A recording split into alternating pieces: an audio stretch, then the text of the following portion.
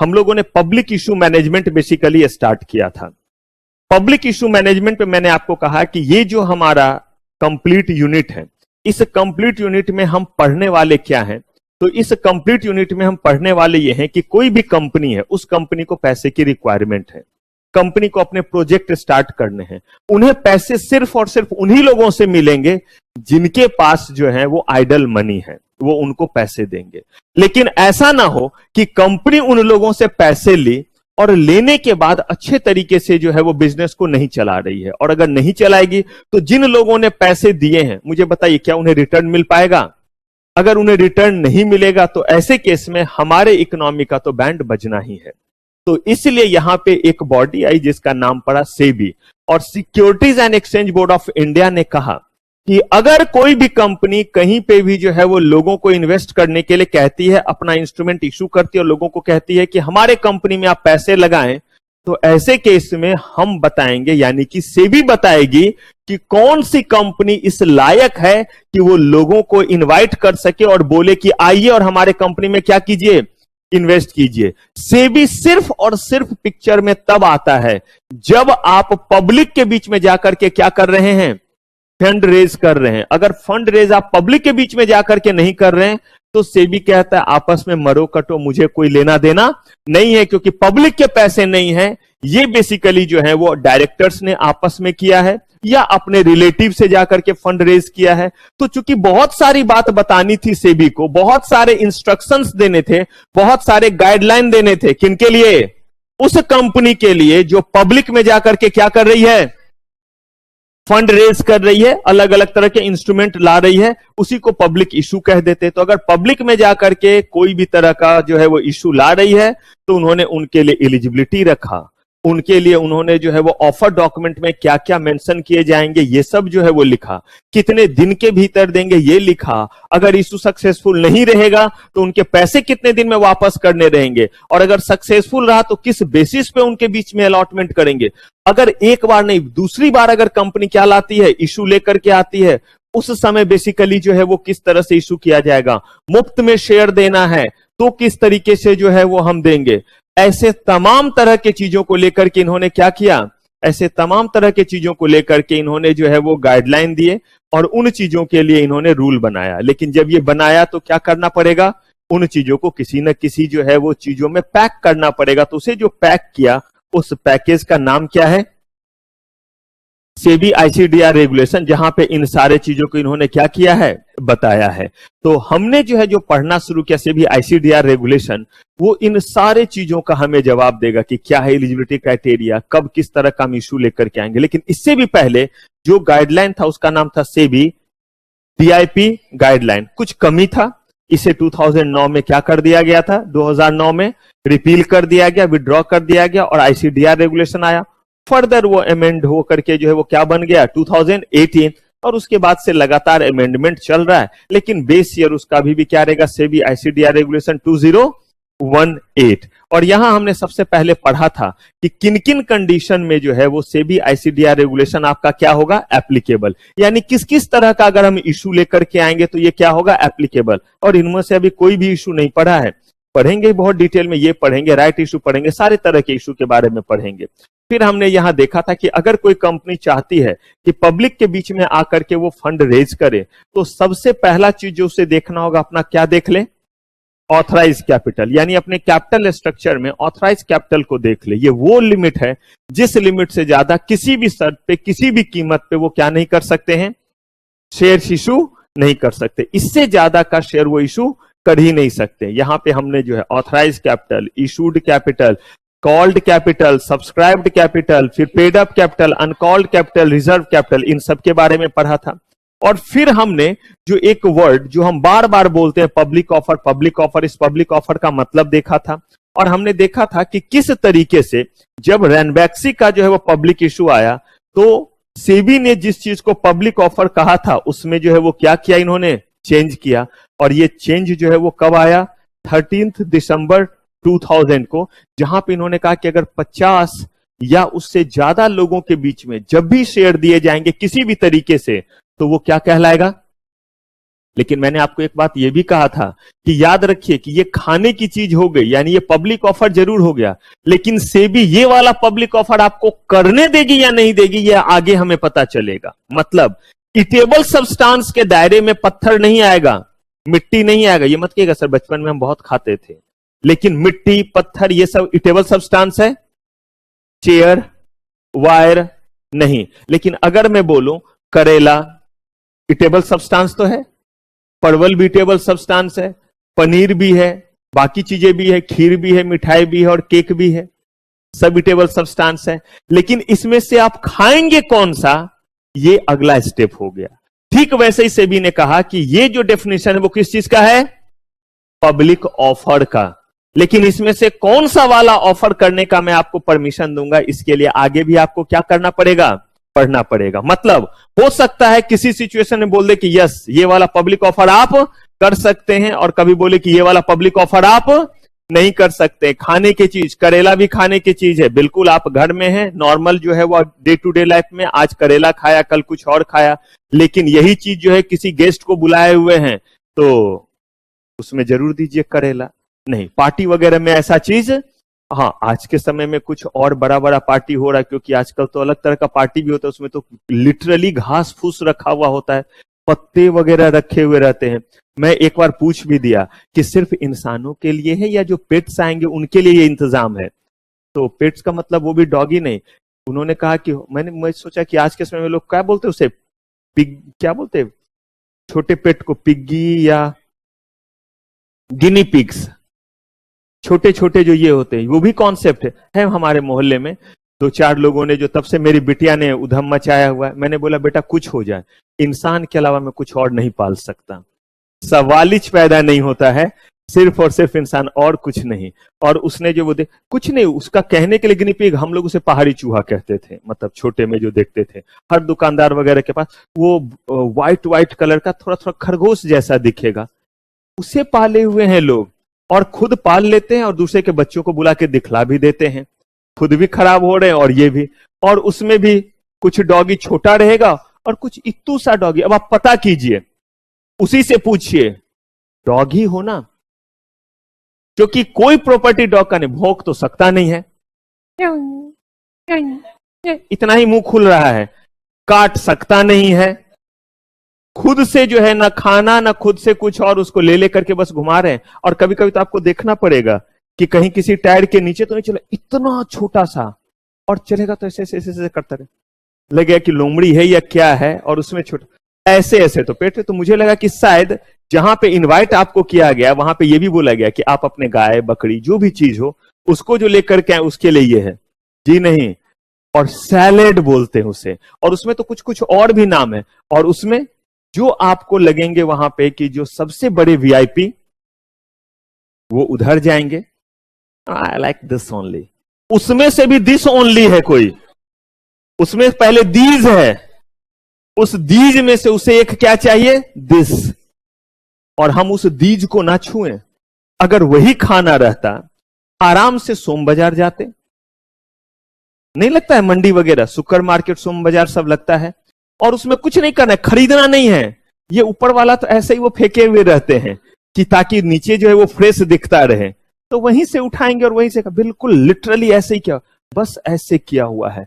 और उसी में जो है वो ब्रोकोली हरा हरा वाला टुकड़े उठा रहे हैं और खा रहे हैं।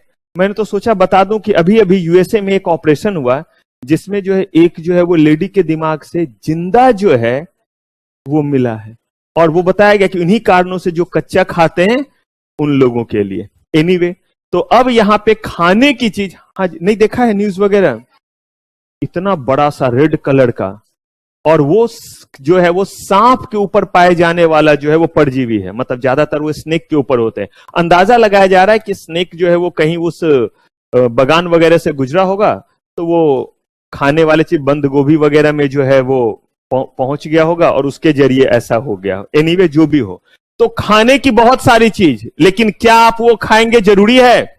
ऐसे ही सेबी ने बोला कि ये पब्लिक ऑफर जरूर है, लेकिन ये वाला जो है वो हम आपको ऑफर करने देंगे या नहीं देंगे, ये कौन बताएंगे? सेबी। लेकिन अगर मान लीजिए कि पहले वो पब्लिक ऑफर के दायरे में ही नहीं होगा तो फिर आगे तो बढ़ने की जरूरत है ही नहीं। ठीक है, फिर इसके बाद हम लोगों ने देखा था कि ये वो महान आत्मा है जिनको बोला गया कि क्लोरोमिंट का ऐड, कितने भी सारे कंप्लायंस आप क्यों ना कर लो, आप किसी भी शर्त पे अलाउड नहीं है क्या करने के लिए, पब्लिक ऑफर लाने के लिए। और इसमें हमने किनको अलग रखा, पहले तो वो कंपनी जिसने गुल खिलाए हैं, यानी लोगों के साथ गड़बड़ घोटाला किया। दूसरा, वो लोग जो उस कंपनी में थे जिस कंपनी ने क्या किया था, गड़बड़ घोटाला किया था। अगर वो लोग आपके कंपनी में, तो भी उसको हमने क्या कर दिया, डिवार कर दिया। यही दो क्राइटेरिया इसमें रखा गया। इसके बाद हम लोग आए कि अगर हमें पब्लिक इशू लाना है तो कहा गया कि लोगों को हम इनविटेशन देंगे, और जब हम इनविटेशन देंगे तो दो बातें यहां पे हैं, किस मौके पे किस तरह का कार्ड जाएगा और उसका कंटेंट क्या होगा, ये दो बातें हमें देखनी थी। तो पब्लिक ऑफर का मतलब है कि जब आप लोगों को या तो शेयर खरीदने का या शेयर्स बेचने का, इन दोनों में से कोई भी ऑफर देते हैं तो वो ऑफर ही कहलाता है। अब हमें देखना है कि इसी पब्लिक ऑफर देते समय जो हम इस्तेमाल करते हैं डॉक्यूमेंट का, जिसमें डिटेल बताते हैं कि इस पब्लिक ऑफर में ये बातें हैं, कंपनी के बारे में बताते हैं, डायरेक्टर के बारे में बताते हैं, इसको लेकर के फिर जो है वो कहा गया कि बताया जाना जरूरी है कि इसमें कौन कौन सी बात लिखी जाए, क्योंकि हो सकता है कि जो कंपनी है वो सिर्फ और सिर्फ उन्हीं बातों को लिखेगी जो उनके लिए क्या हो, फेवरेबल रहे, और जो उनके लिए नेगेटिव चीज हो उसका जिक्र वो ना करे। तो यहां पे हम लोग पढ़ना शुरू किया ऑफर डॉक्यूमेंट को, जिसका नाम जो है वो prospectus, average prospectus, red herring prospectus, average red herring prospectus या information memorandum, self prospectus, deemed prospectus, statement in lieu of prospectus, letter of offer, इन सारे ऑफर डॉक्यूमेंट को जानना है। इसका एग्जैक्ट जुरिडिक्शन आपका कंपनी लॉ में है, लेकिन इसको हम लोग इसीलिए यहां पे भी देख रहे हैं क्योंकि इसका हम लोग आगे इस्तेमाल करने वाले हैं, यूज करने वाले हैं। तो सबसे पहले हम लोगों ने कहा था कि हम दो चीजों को देखेंगे, किस मौके पे कौन सा ऑफर डॉक्यूमेंट जाएगा और उसका कंटेंट क्या होगा, यही दो चीज हमें देखना था। तो इसको देखने के लिए हम लोगों ने कहा कि हम जो ऑफर देते हैं इसको बांटा कितने तरीके में, दो। एक तरीका है जिसको बोलते हैं फिक्स्ड प्राइस ऑफर, सिंपल सा चीज है, जैसा नाम उसी तरह का इसका मतलब भी है। फिक्स प्राइस ऑफर, कह दिया कि कंपनी के शेयर 100 रुपए में देंगे, लेना है लो, नहीं लेना है मत लो। दूसरा कहा बुक बिल्डिंग प्रोसेस, जिसमें कहा कि हम आपको एक प्राइस रेंज देंगे और आप तय कीजिए कि आप किस प्राइस पे लेना चाहते हैं, और जिस प्राइस पे सबसे ज्यादा लोगों का क्या आएगा, बिड आएगा, उसी को हम क्या बोल देंगे, कट ऑफ प्राइस। और मैंने आपको बोला था, ये बहुत डिटेल में बताऊंगा, ये हाफ ट्रूथ है कि जिस प्राइस पे सबसे ज्यादा लोगों का क्या आएगा, बिड आएगा, यानी जिस प्राइस पे सबसे ज्यादा नंबर ऑफ शेयर्स का बिड आएगा। इसको थोड़ा सा हम लोग मॉडिफाई करेंगे, लेकिन अभी नहीं, जब हम लोग क्या पढ़ने लगेंगे, अलग से बुक बिल्डिंग पढ़ने लगेंगे तो हम लोग करेंगे। तो जिस प्राइस पे सबसे ज्यादा शेयर्स का बिड आएगा वो कहलाएगा कट ऑफ प्राइस। जिसने भी कट ऑफ प्राइस या उससे ऊपर बोला है उसको शेयर्स देंगे, जिसने कम बोला है उसके साथ टाटा बाय बाय।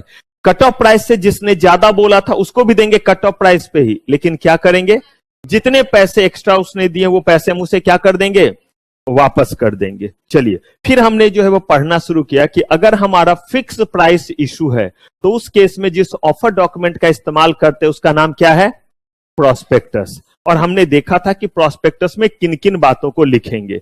प्रोस्पेक्टस में हम उन सारे बातों को लिखेंगे जिन बातों के बेसिस पे कोई भी इन्वेस्टर ये तय कर पाए कि मुझे इसमें इन्वेस्टमेंट करना है या नहीं करना है। याद रखिए, हम ये नहीं बोल रहे हैं कि इसमें इन्वेस्टमेंट करो, हम आपको सिर्फ और सिर्फ इंफॉर्मेशन प्रोवाइड कर रहे हैं। सेबी कह रहा है कंपनी को कि सेक्शन 26 ऑफ कंपनीज एक्ट 2013 में ये सारे जो है वो पॉइंट्स लिखे हुए कि इन चीजों के बारे में आप बताओगे, और जब तक इन चीजों के बारे में नहीं बताओगे तब तक उस चीज का नाम क्या नहीं होगा, प्रोस्पेक्टस नहीं होगा। कोई भी ऑफर डॉक्यूमेंट सिर्फ और सिर्फ तभी प्रोस्पेक्टस कहलाएगा जब उसमें इन सारे चीजों को क्या किया जाएगा, शामिल किया जाएगा। और इसमें इन्होंने कहा कंपनी का नाम, पता, क्रेडिट रेटिंग एजेंसी, एक्सपर्ट का ओपिनियन लेकर के, कैपिटल स्ट्रक्चर क्या है, आपके यहां कैसे लोग काम कर रहे हैं, डायरेक्टर कैसे हैं, डायरेक्टर का कैसा एक्सपीरियंस है, डायरेक्टर अपना रिस्क एनालिसिस का भी स्टेटमेंट दे कि इस प्रोजेक्ट में इतना खतरा है,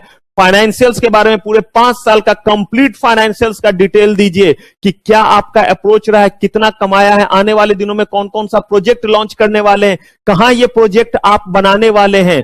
और पैसे अगर इस प्रोजेक्ट के लिए सिर्फ पब्लिक इशू से ला रहे हैं, वेल एंड गुड, लेकिन अगर आप कुछ पैसे पब्लिक इशू से और कुछ पैसे किसी और तरीके से ला रहे हैं तो वो तरीका भी बताइए कौन सा है और उधर से क्या कंफर्मेशन मिला है। ऐसा ना हो मेरे पैसे तो ले लिए और उधर वाला पैसा नहीं मिल रहा है, जब हम आपसे पूछ रहे हैं तो आप कह रहे हैं कि आप लोगों के तो आ गए 100 करोड़ और 100 करोड़ आने थे, जो 100 करोड़ हमारे पास नहीं आया है। जब तक वो आएगा नहीं प्रोजेक्ट कैसे चलेगा। ये सारी बात आपको क्या करनी पड़ेगी। अब देखिए ये वो बातें हैं जिसके बेसिस पे हम कहां अपने आप को लिस्ट करने वाले हैं। इन बातों के बेसिस पे लोग तय करेंगे कि उन्हें इन्वेस्टमेंट इस कंपनी में करना है या नहीं करना है। लेकिन सेबी ने बोला ये डिसीजन उनका होगा, लेकिन ये डिसीजन लेने के लिए जो स्टफ चाहिए वो सारा आप क्या करेंगे, प्रोवाइड करेंगे। तो ये क्या कहलाएगा, प्रोस्पेक्टस। जब इतने बातों को उसमें हम बताते हैं डिटेल में तो ये जो है वो मोटा सा जो है वो ग्रंथ बन जाता है। क्यों ग्रंथ बन जाता है, क्योंकि अगर कभी आपने अभी ऑडिट का मौका नहीं लगा होगा, देखिएगा जब एग्जिट कर लीजिएगा तब आप जाइएगा तो देखिएगा 1 साल का अगर कंप्लीट फाइनेंशियल्स बनाना शुरू करें तो वो किसी भी कंपनी का जो है वो 50-60 पेज से ऊपर का हो जाता है कंप्लीट डिटेल जो हम बनाते हैं। ऐसे में कितने साल का देना है, 5 साल का तो जो है कंपलसरी, आप चाहे तो ज्यादा दे सकते हैं, आपकी इच्छा है, लेकिन 5 साल का कम से कम क्या करना पड़ेगा। और अच्छी बात है अगर कंपनी बोले अगर हमने 7 साल का दे दिया है आबैल मुझे मार, आप जानो, कहीं लास्ट के 2 साल खराब है तो मौका है सिर्फ किसका दिखलाओ, 5 का।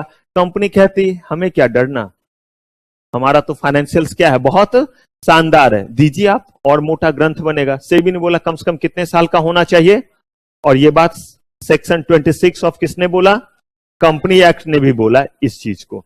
सेबी ने बस बोल दिया कि हम उस चीज को प्रोस्पेक्टस मान लेंगे जिसको जो है वो किसके अकॉर्डिंग प्रोस्पेक्टस की कैटेगरी में रखा गया है, सेक्शन 26 ऑफ कंपनीज एक्ट के अकॉर्डिंग।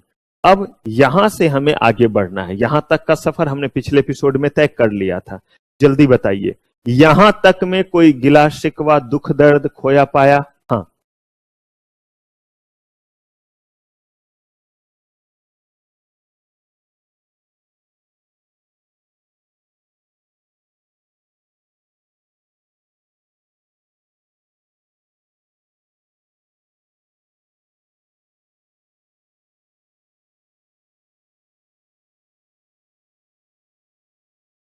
देखिए अगर कहीं भी सेबी ने क्या कहा और सेबी कितना प्रिकॉशन लेती है वो मैं आपको बताता हूं, ध्यान से सुनिएगा।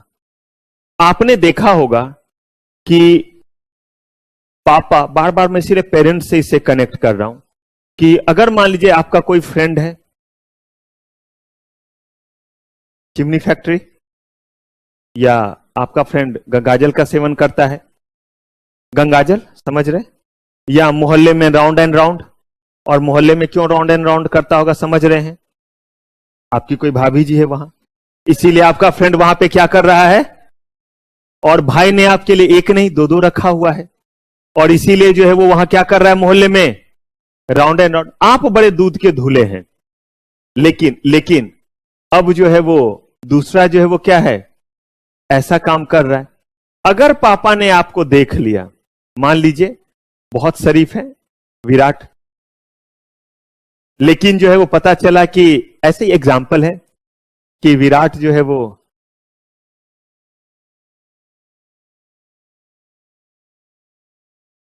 तीनों कार्यक्रम चलाते हैं, अब जो है वो सचिन जो है वो बिल्कुल शांत, वो ऐसा कोई कार्यक्रम नहीं चलाते हैं, सिर्फ विराट के साथ रहते हैं। भाई तू तो मेरा भाई है, तो सिर्फ जो है वो क्या रहते हैं, साथ रहते हैं।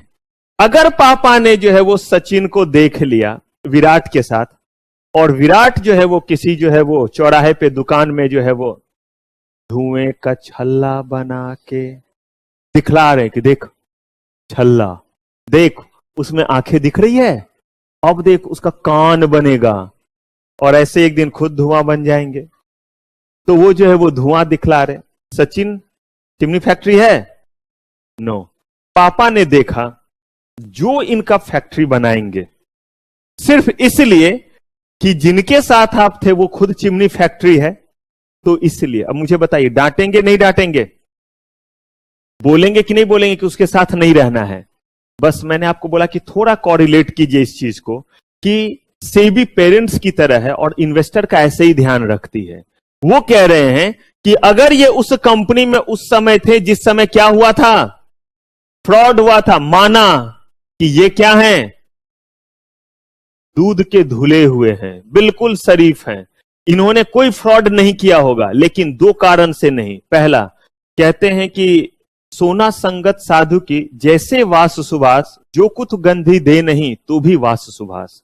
तो कहते हैं अच्छी लोगों की दोस्ती और मित्रता इसलिए रखनी चाहिए कि अगर आप इत्र बेचने वालों के साथ रहेंगे, ठीक है आपने खरीदा नहीं है, तो भी उसके अगल बगल रहने पे आपको अच्छी सुगंधी मिलेगी, दुर्गंध नहीं मिलेगा।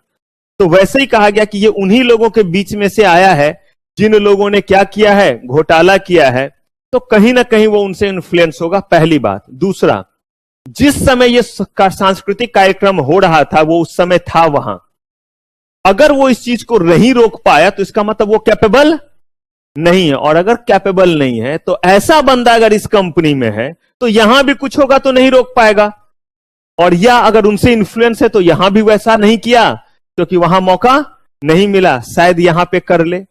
सचिन दिल्ली में इसीलिए ये चीज नहीं करते थे क्योंकि दिल्ली में पापा और फैमिली रह रहे हैं, बड़े सारे रिलेटिव, लेकिन अब सचिन बैंगलोर शिफ्ट हो रहे हैं।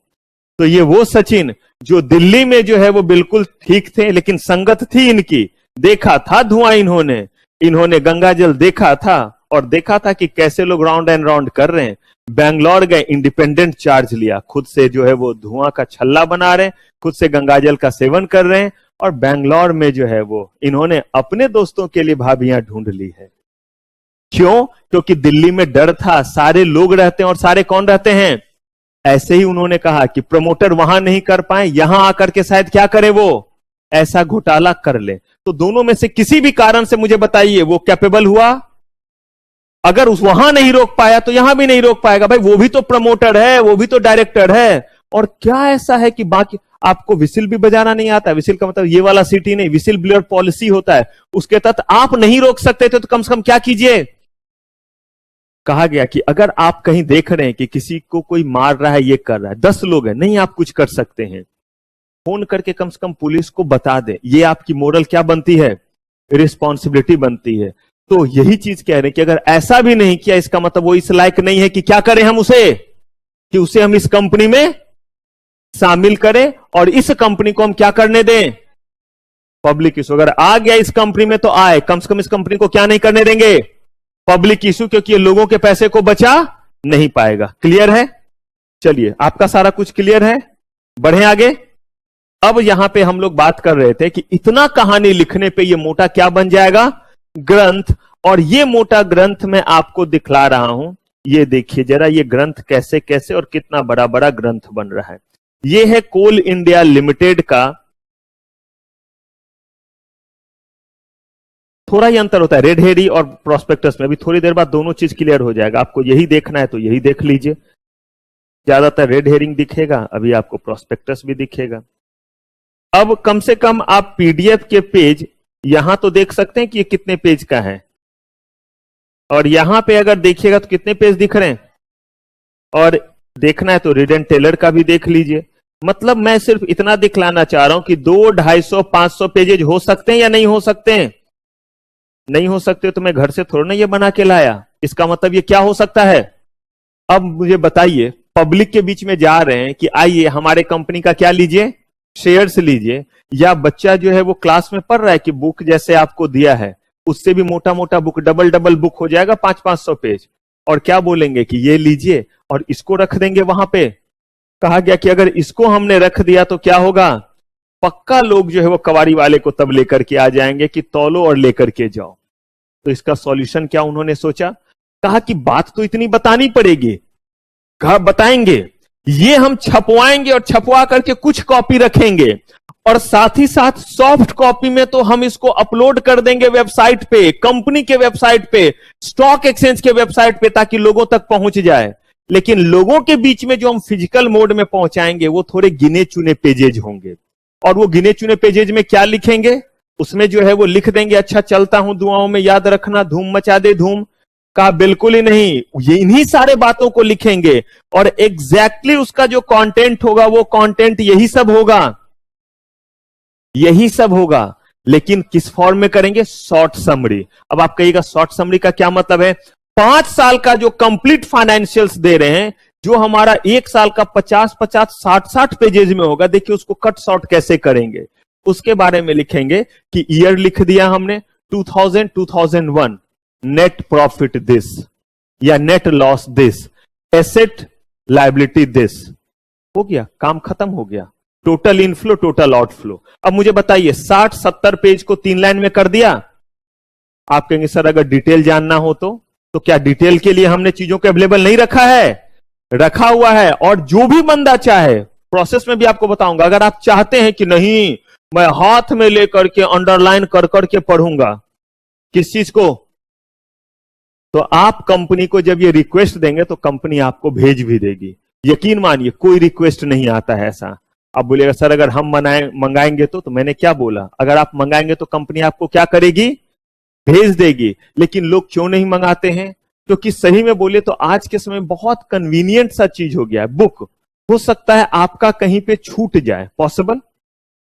मोबाइल छूटता है, सांसें कभी छूट जाती है, 2-4 लेने में डिले हो जाता है।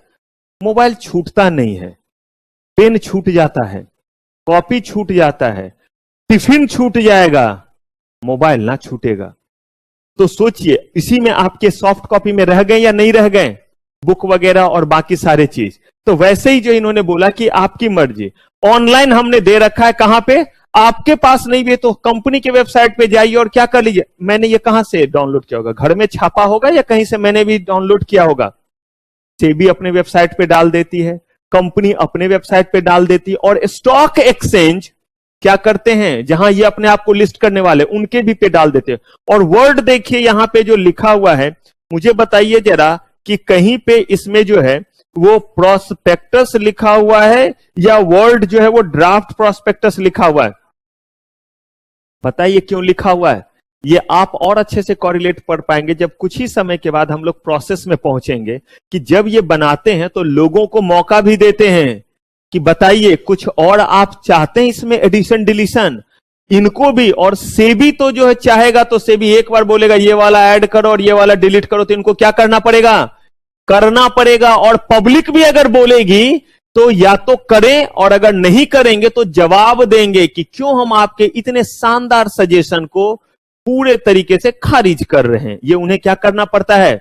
बताना पड़ता है। यही सब बताऊंगा जब आपको बताऊंगा प्रोसेस। लेकिन पहले उसके लिए सामग्री तो कर ले, हवन करना है, मंत्र पढ़ना शुरू करे या पहले लकड़ी इकट्ठा करे, गंध पुष्प धूप दीप तांबुल जो भी है सब कुछ पहले जमा करना है। तो पहले जमा कर रहे हैं, तब क्या करेंगे हम लोग? तब जो है वो प्रोसेस आपका स्टार्ट होगा। तो अगर हम बात करें तो देखिए ये 200, 300, 500-500 पेज हो रहे हैं। कहा ये कंटेंट तो वही रहेगा, ध्यान से सुनिएगा, कंटेंट वही रहेगा, बस इसी को क्या कर देंगे हम? समराइज कर देंगे। कंटेंट यही रहेगा, बस क्या कर देंगे? समराइज कर देंगे। यानी कि जितने भी चीज यहां पे आपने लिख रखा है, कहां पे? यही सेक्शन 26 में जितने भी चीज दिया हुआ है, इसी को क्या कर देंगे आप? समरी बना देंगे। और जब इसको आप समराइज कर देंगे तो ये जो है वो कम पेजेज में बदल जाएगा। और ये पेजेज जो है, हम इस तरह के पेजेस जो है वो लोगों को क्या करते हैं? देते हैं। इसमें मैंने एक ही पेज को बेसिकली क्या किया है? स्कैन किया हुआ है, लेकिन मैंने आपको दिखाया था उसमें तकरीबन 7-8 जो है वो क्या होते हैं? पेजेज होते हैं। 10-12 पेजेज के जैसा वो रहेगा, न्यूज़पेपर की तरह वो आप देते हैं। और इसी को जो हम नाम देते हैं, इसी को बोल देते हैं एब्रीज्ड प्रोस्पेक्टस। डिक्शनरी मतलब एब्रीज्ड का होता है शॉर्ट, किसी चीज के शॉर्ट फॉर्म को क्या बोल देते हैं? एब्रीज। बिल्कुल वही हमने कैरी किया। प्रोस्पेक्टस का ये कौन सा वर्जन है? शॉर्ट समराइज वर्जन है। और इसको किस नाम से पुकारते हैं? एब्रीज। जितने भी ऑफर डॉक्यूमेंट आप अभी मैं आपको पढ़ाऊंगा, कोई ऑफर डॉक्यूमेंट जारी नहीं किया जाता है पब्लिक के बीच में, उसका कौन सा वर्जन जाता है? क्योंकि प्रैक्टिकल नहीं है, फिजिबल नहीं है, इसीलिए। और सोचिए ना, पैसे भी तो लगेंगे। अगर उतने सारे हम 500 पेज के छपवाएंगे तो कहते नहीं है जितने का मुर्गी नहीं उतने का मसाला ही लग गया। यानी कि जितने पैसे लोगों से नहीं आ रहे हैं उतना उसको छपवाने का कॉस्ट आएगा। मेरी बुक आपको दी हुई, पैसे लगे होंगे छपवाने में या नहीं लगेंगे? सोचिए जरा, और अगर बल्कि होगा और मोटा होगा तो और कॉस्ट कैरी करेगा या नहीं करेगा? इसीलिए उन्होंने बोला कि अवेलेबल है लोगों के लिए, आपको फिजिकल फॉर्म में अवेलेबल है, अगर फिजिकल फॉर्म में चाहिए तो हमसे मंगा लीजिए, और अगर जो है वो सॉफ्ट फॉर्म में तो ऑलरेडी है, जाकर के क्या कर लीजिए, देख लीजिए, और आप तक जो पहुंचेगा और जिसपे आप एप्लीकेशन फिल करके देंगे उसका नाम क्या होगा? Abridged prospectus. तो अगर मैं बात करूं कि एब्रिज प्रोस्पेक्टस का इस्तेमाल कब होता है, तो किस इशू में, फिक्स प्राइस इशू या book building? Fix price issue में, दोनों में। इसका मतलब फिक्स प्राइस इशू में दो ऑफर डॉक्यूमेंट का इस्तेमाल हुआ, कौन कौन सा? प्रोस्पेक्टस और एवरेज। आगे देखेंगे कि फिक्स प्राइस इशू अब ना के बराबर होता है, क्यों होता है, सब धीरे धीरे आगे आपको बताऊंगा। तो कहा कि अगर फिक्स प्राइस इशू कर रहे हैं तो कौन कौन सा ऑफर डॉक्यूमेंट हो सकता है? प्रोस्पेक्टस और एवरेज प्रोस्पेक्टस, इस दोनों में से कुछ भी। और इसका जो है वो क्या रहा content? Short summary of prospectus. हमने कहा ना दो बातें पढ़ेंगे हमेशा ऑफर डॉक्यूमेंट के लिए। पहली बात क्या बोली थी? किस मौके पे इस्तेमाल होगा वो ऑफर डॉक्यूमेंट, और दूसरा उसका क्या, उसका कंटेंट क्या रहेगा। तो मुझे बताइए प्रोस्पेक्टस का इस्तेमाल कब होगा? फिक्स प्राइस इशू में, ठीक है। प्रोस्पेक्टस का जो है वो कंटेंट क्या होगा हमें पता है, ठीक है। अगर हम बोलें कि एवरेज प्रोस्पेक्टस का इस्तेमाल कब होगा, और एवरेज प्रोस्पेक्टस का कंटेंट क्या होगा? Same as prospectus in which form? Short form या समराइज फॉर्म, यही हो गया आपका, ठीक है। अब जरा हम लोग बात करते हैं कि अगर हम लेकर के आ रहे हैं कौन सा ऑफर? Book building. कौन सा? उसमें भी ऑफर डॉक्यूमेंट देंगे या नहीं? अभी भी आपको बताया बिना ऑफर डॉक्यूमेंट के कोई ऑफर नहीं होगा। कैटलॉग समझ लीजिए, टीवी खरीदने गए तो टीवी का कैटलॉग मिलेगा, मोबाइल खरीदने गए तो मोबाइल का, उसमें उसके सारे फीचर्स और सारी बातें क्या हो रहेगी, दी हुई रहेगी। तो अब हम जा रहे हैं किसकी तरफ? तो रेड हेरिंग प्रोस्पेक्टस का इस्तेमाल होगा तब जब हम किस मोड में इशू कर रहे हैं, और आगे आपको बताऊंगा कि यही रेड हेरिंग प्रोस्पेक्टस में कन्वर्ट हो जाएगा, और प्रोस्पेक्टस से हम कैसे बना लेंगे रेड हेरिंग प्रोस्पेक्टस, ये देखना है। मुझे एक चीज बताइए, सबका कंटेंट याद करना बड़ा मुश्किल है, इसीलिए मैंने आपको सिर्फ बोला इतने पे आप फोकस करेंगे। कितने पे? इस वाले पे। इसको मैंने इसीलिए शॉर्ट करके दिया कि ये याद रह जाएगा आपको, ये यहां ही नहीं, कंपनी लॉ सारे जगह आपको काम देगा, और जितने ऑफर डॉक्यूमेंट है सब में ये काम आना है।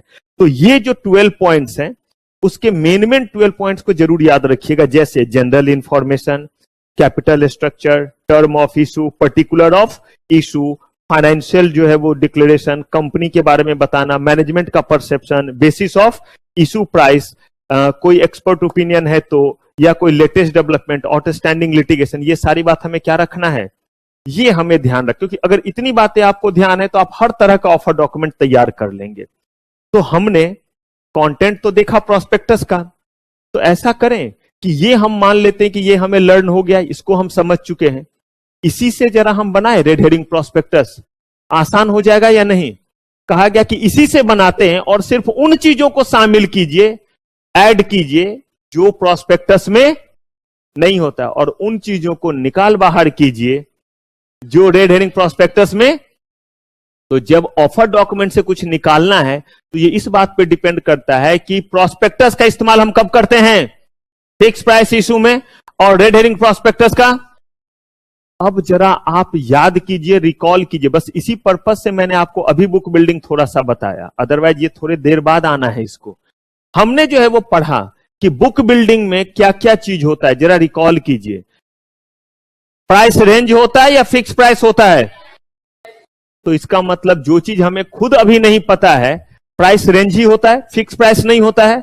फिक्स प्राइस जो है वो कब निकल के आएगा, जब क्या डिटरमाइन हो जाता है, कट ऑफ प्राइस। तो जब कट ऑफ प्राइस तय हो जाता है वही तो क्या हो गया आपका, फिक्स।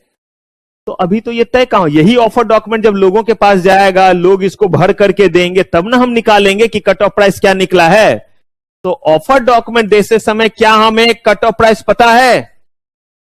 तो इसका मतलब इसमें हम क्या बताएंगे, प्राइस रेंज। तो मुझे बताइए कि क्या हम फिक्स प्राइस इशू में भी प्राइस रेंज बताते हैं? तो इसका मतलब थोड़ा सा चेंज करना पड़ेगा।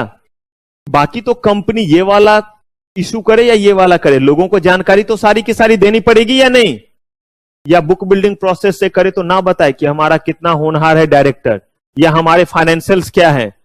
कहा भाई हर केस में बताना है, सिर्फ उन बातों को नहीं बताएंगे जो इस ऑफर में नहीं होता है, और वो है हमारे पास फिक्स प्राइस का कोई इंफॉर्मेशन नहीं होता है। ठीक है, तो देखिए जरा किन चीजों को प्लस और किन चीजों को माइनस करेंगे।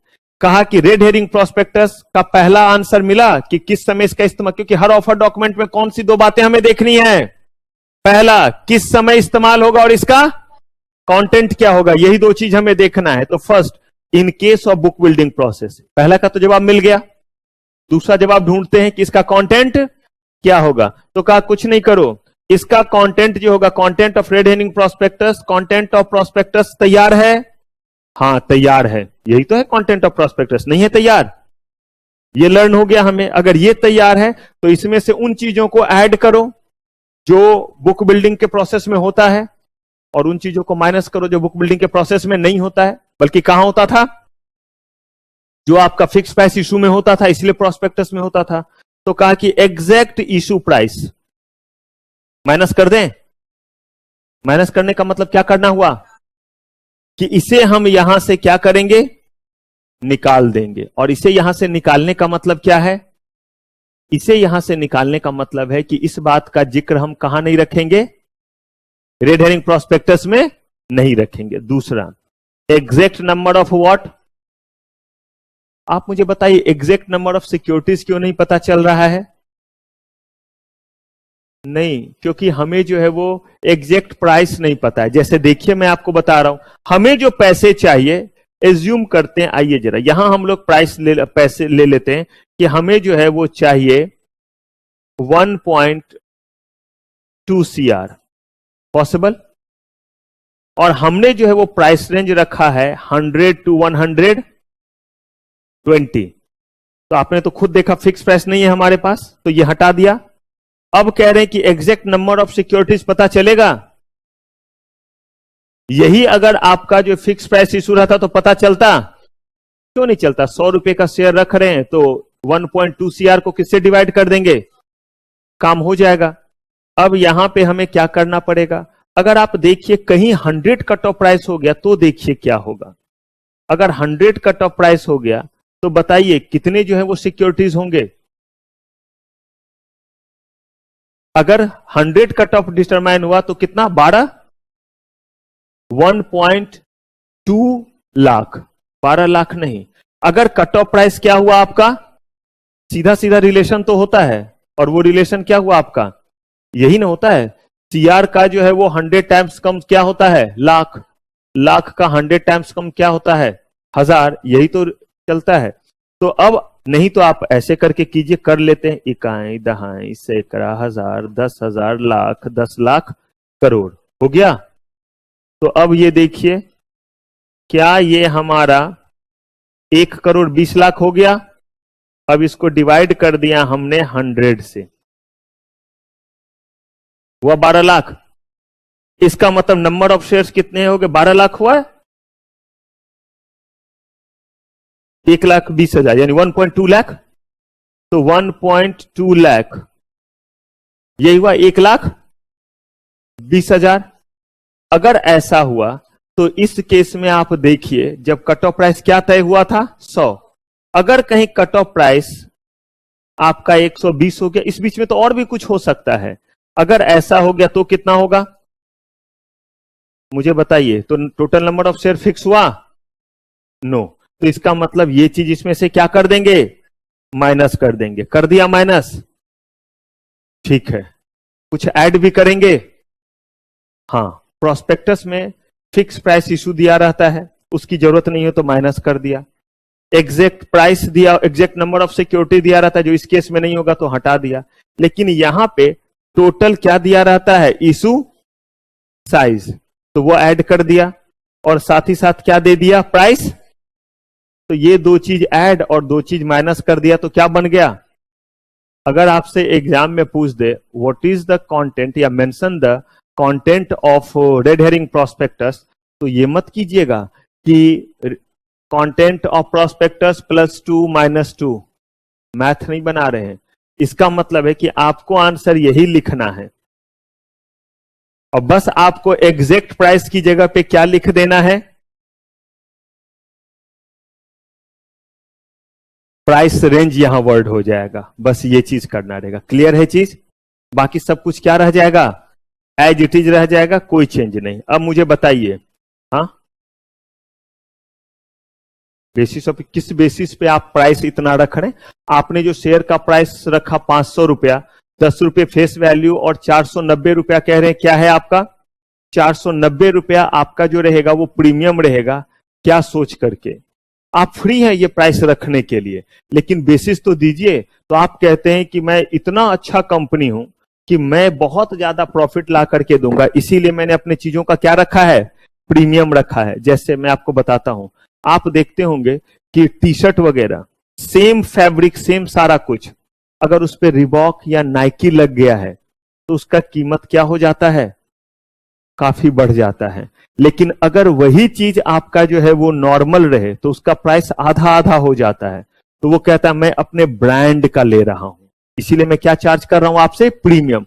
और ये चीज एक जगह नहीं है, खाने में ही बासमती राइस और इंडिया गेट बासमती राइस अगर सेम भी रहेगा तो वो अपने ब्रांड का लेते। ठीक वैसे ही कंपनी कह रही है कि मैं टाटा कंपनी हूं, इसीलिए मैं अपने 10 रुपए के शेयर्स को कितने में बेचूंगा, 500 रुपए में। 490 रुपए का मैं प्रीमियम लूंगा। जोमैटो हूं मैं इतने का चीज इतने में, और तब भी लोगों ने बोला मैं लेने को क्या हूं, तैयार हूं। यही कोई एरा गेरा नथु खेरा कंपनी आता है, वो अपने 10 का चीज 10 में लोग भेजे तो बोले चल घूम जाओ उधर, नहीं लेना है तेरा, पॉसिबल।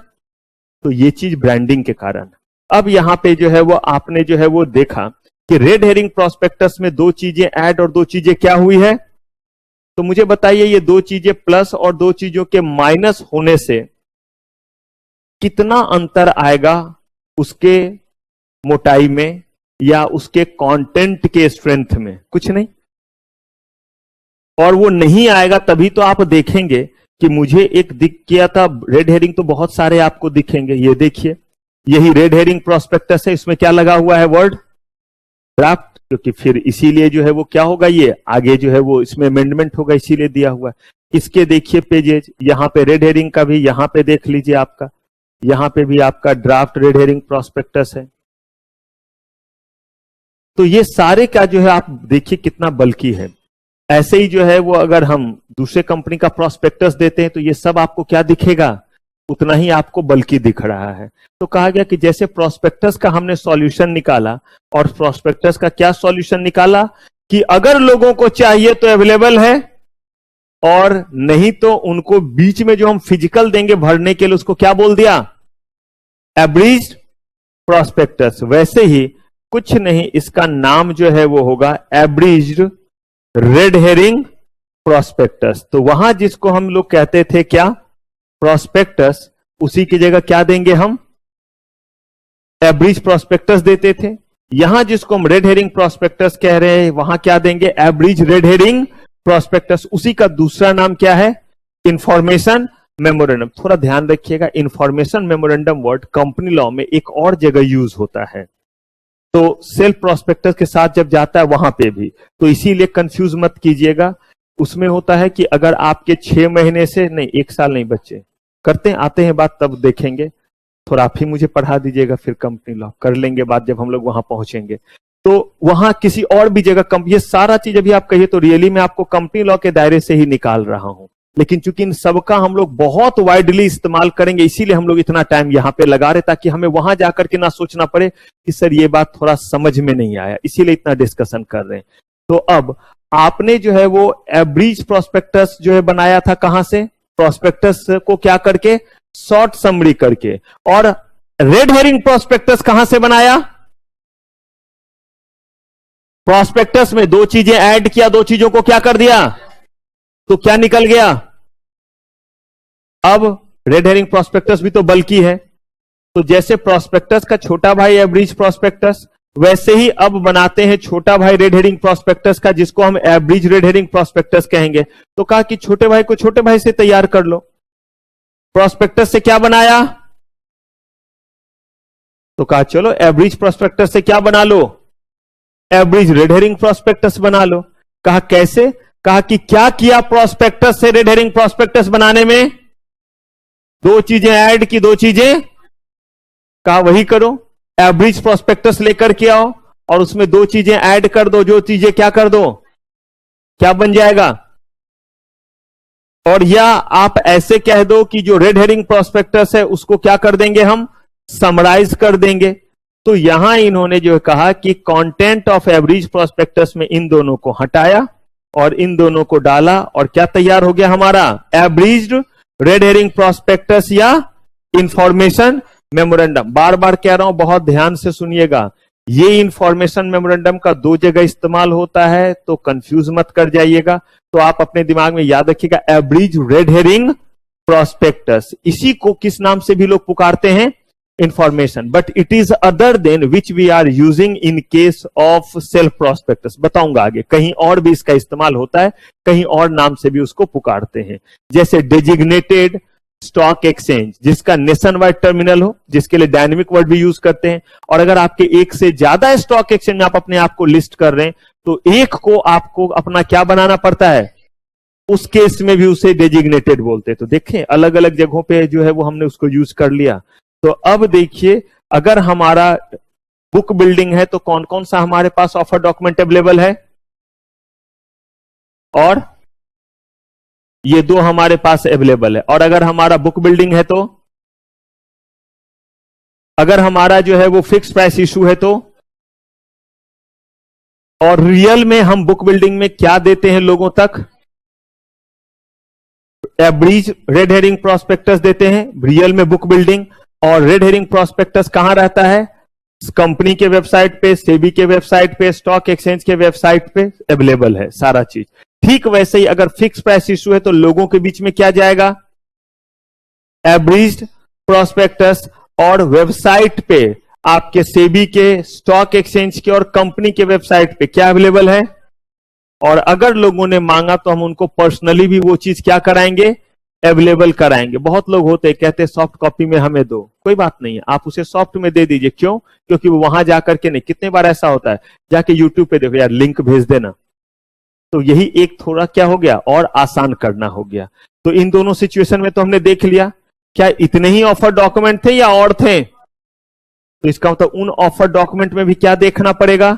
उसका इस्तेमाल कब होता है और उसका कंटेंट क्या है, यही देखना रहेगा। हो गया? अब जरा सुनिए फिर आगे। अब बेसिकली हो क्या रहा है कि एक कंपनी है, उस कंपनी को शेयर इशू करने हैं, लेकिन मैंने आपको कहा था कि क्या शेयर सिर्फ लाइफ में एक बार इशू करना पड़ेगा? जब जब पैसे की जरूरत होगी हम शेयर इशू करेंगे। जब जब हम शेयर इशू करेंगे तो उसे हम ऑफर कहते हैं।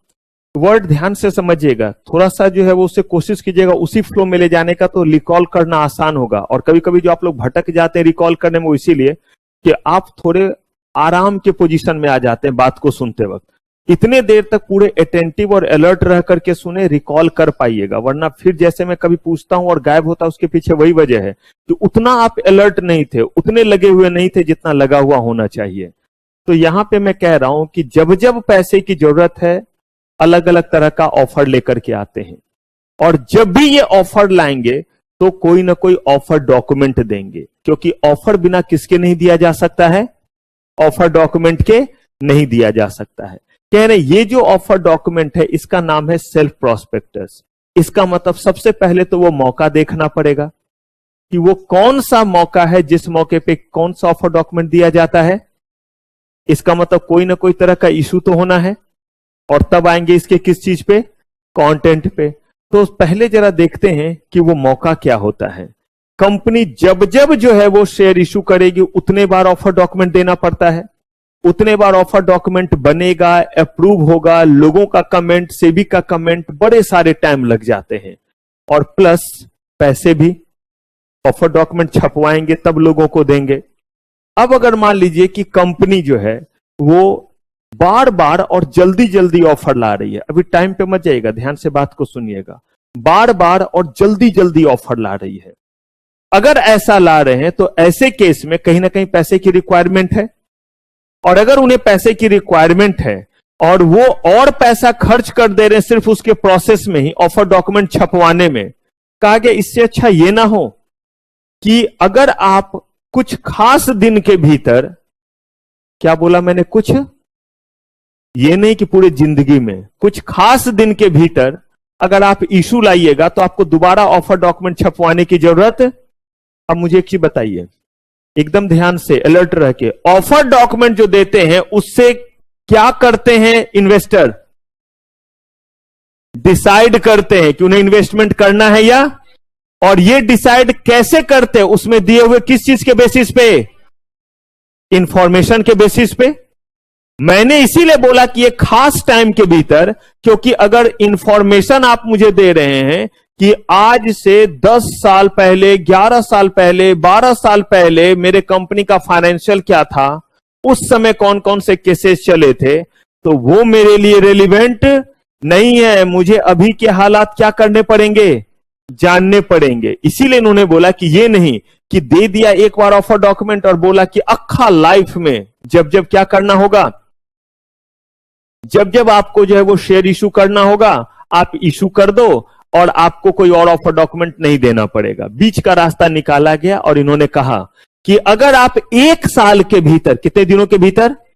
1 साल के भीतर आप जो है वो जितने बार भी इशू लाएंगे उस सारे इशू के लिए एक ही बार में ऑफर डॉक्यूमेंट दे सकते हैं, लेकिन उसमें लिखना पड़ेगा कि we can come for various issue within 1 year. आप ये लिख दीजिए उसमें, और उसमें बताइए कि इसी समय पे हम क्या करके लाएंगे, इशू लाने वाले हैं। अब जिनको इन्वेस्टमेंट करना रहेगा करेंगे, जिनको इन्वेस्टमेंट नहीं करना रहेगा नहीं करेंगे, लेकिन आपका ऑफर डॉक्यूमेंट वो लैप्स नहीं करेगा। लेकिन आपने जनवरी में जो है वो इशू लाया और ये नहीं लिखा कि हम अगला इशू इसी साल फिर ला सकते हैं या इसी समय ला सकते हैं, ऐसे तो ये प्रैक्टिकली फीजिबल नहीं है, फिर भी लॉफुली मना नहीं है। लेकिन अगर आप फिर से 2 महीने बाद कोई इशू ला रहे हैं तो उस केस में आप उस ऑफर डॉक्यूमेंट का इस्तेमाल, इवन फिर मैं कह रहा हूं प्रैक्टिकली फीजिबल नहीं है लेकिन लॉ में मना नहीं है, इसीलिए वर्ड बोलते हैं।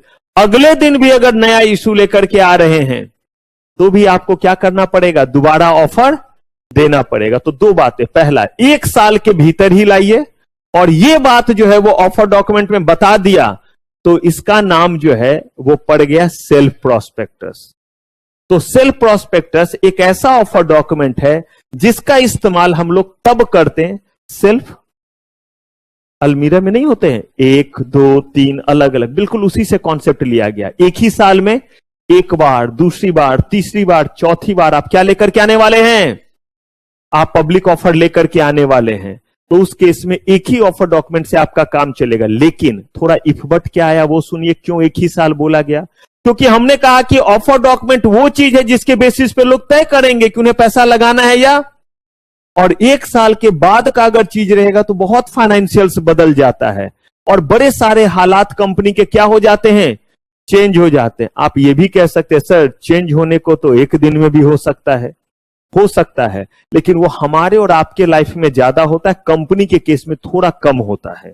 क्योंकि कंपनी जो है वो ह्यूमन ड्रिवन नहीं है बल्कि एक सिस्टम से वो ड्रिवन होता है, मतलब एक सिस्टम से चलता है। बिल्कुल सही करे आर्टिफिशियल पर्सन, लेकिन वो एक सिस्टम से चलता है जहां एक ही आदमी पे डिपेंडेंसी नहीं होती है। बहुत सारे लोग होते चीजों को देखते हैं, कभी कोई छुट्टी पे, कभी कोई छुट्टी पे। कभी ऐसा सुना इंफोसिस का काम रुक गया क्योंकि फलाना बंदा छुट्टी पे गया? नहीं, कोई काम नहीं रुकेगा, क्योंकि उसके बदले में काम को करने के लिए कहीं ना कहीं कोई बंदा क्या है हमारे पास अवेलेबल रहेगा। तो देखिए सेल्फ प्रोस्पेक्टस का इस्तेमाल जब आप 1 साल में क्या ला रहे हैं, मल्टीपल इशू ला रहे हैं। और मल्टीपल इशू का मतलब ही हुआ 1 से ज्यादा को क्या बोलते हैं, मल्टीपल। अब इसको 2 भी बोलिएगा तो भी मल्टीपल हुआ, 3 भी बोलेंगे तब भी हुआ। अब इसमें आया एक छोटा सा इफ बट, और वो छोटा सा इफ बट बेसिकली ये आया कि अगर हम 1 कर रहे हैं जनवरी में और 1 कर रहे हैं दिसंबर में, पॉसिबल? 1 कर रहे जनवरी में और 1 कब कर रहे हैं, दिसंबर में। तो ऐसे केस में लगभग 1 साल का गैप नहीं हो गया? तो आप कहेंगे सर आपने तो बोला ही है कि अगर 1 साल में ला रहे हैं, तो बिल्कुल मैंने बोला, लेकिन जब ये चीज रेगुलेटरी बॉडी कह रहे थे तो उनका कंसर्न था कि गैप जो है वो बहुत ज्यादा ना हो। लेकिन ये साफ पता चल रहा है कि एकदम ये एंड टू एंड पे ही पहुंच गए। तो इन्होंने एक क्लॉज और बीच में डाल दिया और कहा कि अगर दो इशू के बीच में समय 6 मंथ्स या उससे क्या रहे, ज्यादा रहे, तो उस केस में दो बातें आपको बतानी पड़ेगी। और वो है, इस 6 मंथ्स के भीतर अगर आपने कोई जो है वो चार्ज क्रिएट किया है और इस बीच में कोई जो रिसेंट क्या आया, फाइनेंशियल चेंजेज आए, वो बता दीजिए। चलिए, काम तो पूरा हो गया। सेल्फ प्रोस्पेक्टस आपके पास था और ये दो बातें आपको जो है वो हमने बता दिया। ये वैसे ही हो गया कि मैंने आपको बुक दे दिया। अब बुक में अगर कोई बोल रहा हूं, जैसे बार बार सप्लीमेंट आएगा जो मेरे ना कंट्रोल में ना आपके, सेबी का कोई नया सर्कुलर आएगा। अब मैंने आपको एक पेज और दे दिया कि देखिए वो एज इट इज है और इन जगहों पे इन चीजों से क्या कर लीजिएगा, रिप्लेस कर लीजिएगा। कि यहां पे उन्होंने अभी 21 दिन को 15 कर दिया है, 15% को 18% कर दिया है, फाइन को 12 से बढ़ा करके 15 कर दिया है। तो मुझे बताइए, वो और ये दोनों मिल करके आपका कंप्लीट सेट होगा या नहीं, या सिर्फ मेरे इस एक पेज के बेसिस पे एग्जाम दे के आ जाइएगा? एग्जाम दे के तो आप आ सकते हैं, रिजल्ट नहीं आएगा। करने के लिए तो आप कुछ भी कर सकते हैं। तो इसका मतलब क्या वो आपके पर्पस को फुलफिल करेगा? तो ठीक यही चीज है इंफॉर्मेशन, उस डॉक्यूमेंट को, इस दो इंफॉर्मेशन को क्या बोलते हैं, एक साथ जब मिला दिया जाता है तो उसी का नाम क्या है, इंफॉर्मेशन मेमोरेंडम। इसलिए मैंने बोला कि ये सब आप कंपनी लॉ में यही पढ़ते हैं कि सेल्फ प्रोस्पेक्टस के जरिए हम क्या लाने वाले हैं, मल्टीपल इशू लाने वाले हैं। बट अगर दो इशू के बीच का गैप 6 मंथ्स या उससे क्या हो जाए, तो हमें उसके साथ में दो इंफॉर्मेशन और लगाना पड़ेगा। और इसी इंफॉर्मेशन के कंबाइंड फॉर्म को क्या बोलते हैं, इंफॉर्मेशन मेमोरेंडम। मेमोरेंडम का मतलब ही होता है कोई चीज देना, इंफॉर्मेशन देना, और इंफॉर्मेशन को एक साथ क्लब करके दिए तो क्या बोल दिया, इंफॉर्मेशन मेमोरेंडम। एक खास बात और इसमें सबसे नीचे के जो है वो लाइन में देखिए और जरा कोशिश कीजिए समझने का कि आखिर ये परमिशन सिर्फ और सिर्फ इनको ही क्यों दिया गया है, या और कोई इंस्टीट्यूशन जिसको सीजी क्या करेगी, नोटिफाई, लेकिन इनको नोटिफाई किया हुआ है। हो सकता है कल को और 50 आप सुन ले नोटिफाई कर दिया गया, ये कभी भी सीजी करती है, लेकिन यही दो क्यों है?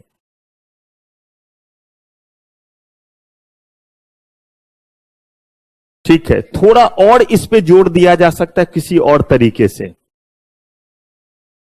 हमारे इकोनॉमी को पहले लिखा हुआ क्या है वो पढ़ लिया, अलॉट फॉर पीएफआई, और किसके लिए, बैंक के लिए। शेड्यूल बैंक मतलब बैंक हो गया जो आरबीआई के शेड्यूल 2 ऑफ आरबीआई एक्ट में, नॉर्मली आप बैंक समझिए, कमर्शियल बैंक जो है। मुझे एक चीज बताइए, जो बड़े बड़े इंडस्ट्रीज हैं उनको नेशनल लेवल पे जो लोन देते हैं वो कौन है, उसको बोलते हैं पब्लिक फाइनेंशियल इंस्टीट्यूशन, जो मैंने बोला IDBI, industrial development bank of India. ये सिर्फ इंडस्ट्रीज वगैरह के डेवलपमेंट के लिए कंपनीज को देते, हमें आपको पर्सनल लोन नहीं देंगे।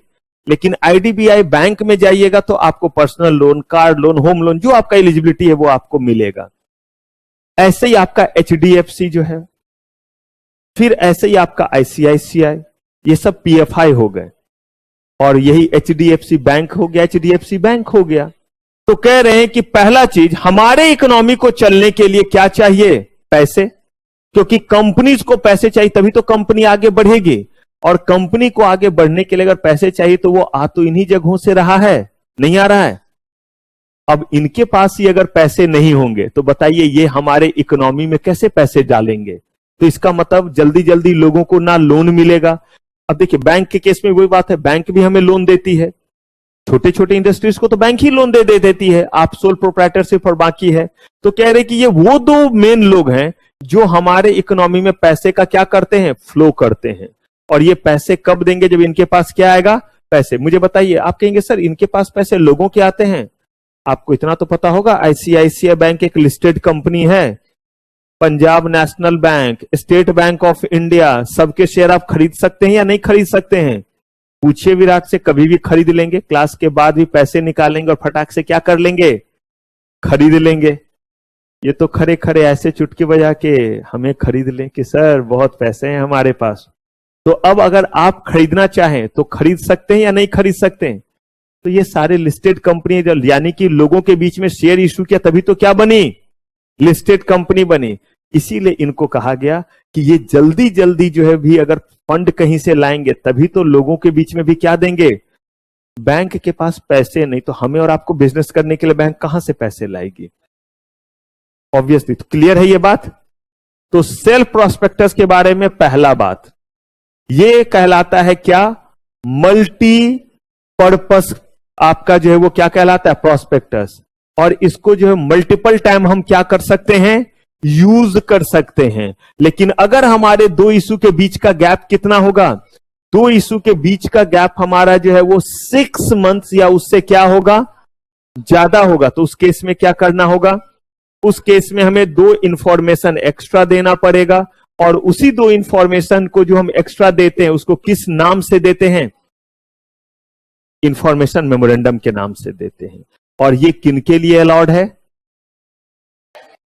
अब एक एस्पेक्ट बचता है और वो एस्पेक्ट है कि इसका कंटेंट बिल्कुल वैसे ही होता है जैसा प्रोस्पेक्टस का होता है। अब इसका मतलब बोलिएगा सर तो फिर ये भी तो उतना ही पेज का हो जाएगा, बिल्कुल सही आप कह रहे हैं, ये भी उतना ही बड़ा हो जाएगा। तो जब हम इसे इशू करने लगेंगे तो फिर हम जो है वो इसका कौन सा फॉर्म इशू करेंगे, एब्रिज। तो हम जो देंगे वो लोगों को क्या देंगे, एब्रिज सेल्फ प्रोस्पेक्टस नाम पड़ जाएगा उसका। क्लियर है। डीम्ड प्रोस्पेक्टस, सुनिएगा अभी ध्यान से तब लिखेंगे।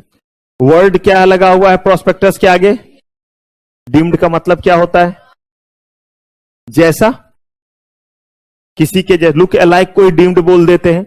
अगर एग्जैक्टली वही चीज है तो डीम्ड बोलेंगे, प्रोस्पेक्टस बोलेंगे।